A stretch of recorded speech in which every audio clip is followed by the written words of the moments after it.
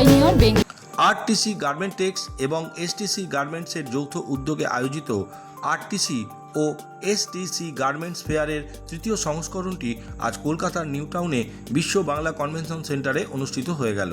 এই মেলায় সারা দেশ থেকে শীর্ষস্থানীয় পোশাক প্রস্তুতকারক, পাইকারি বিক্রেতা, খুচরা বিক্রেতা এবং ক্রেতারা একত্রিত হয়েছিলেন। 14 ও 15ই আগস্ট চলবে এই মেলা। এই 2 দিন ব্যাপী মেলাটি অনুষ্ঠিত হওয়ার উদ্বোধনী অনুষ্ঠানে উপস্থিত ছিলেন অভিনেত্রী নুসরাত জাহান এবং আরটিসি ও এসটিসি গার্মেন্টস ফেয়ারের সিইও আয়োজক মনীষ ভাদানি ও রাহুল কুমার। তারা এই উদ্যোগের প্রশংসা করেন। তারা বিভিন্ন পোশাকের বাজার ও ব্যবসাকে এক ছাতার তলায় নিয়ে আসা এই মেলায় দিল্লি, মুম্বাই, কলকাতা, কানপুর, ইন্দোর, আহমেদাবাদ, জয়পুর, লুধিয়ানা, জব্বলপুর ও অমরাবতীর মতো 10টি প্রধান শহরের 200টিরও বেশি ব্যান্ড অংশগ্রহণ করেছে এই মেলায়।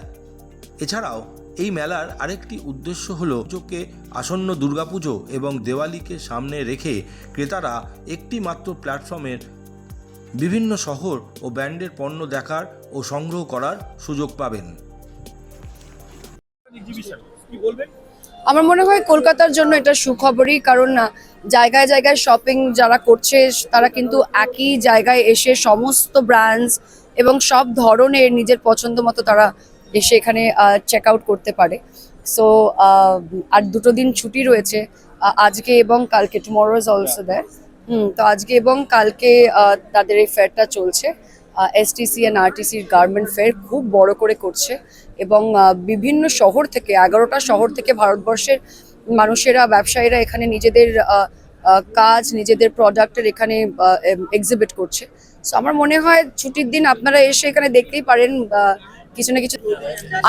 I think tradition means our country, means our culture, and Western, as far as Western is concerned, I think we are wearing clothes from all over the world.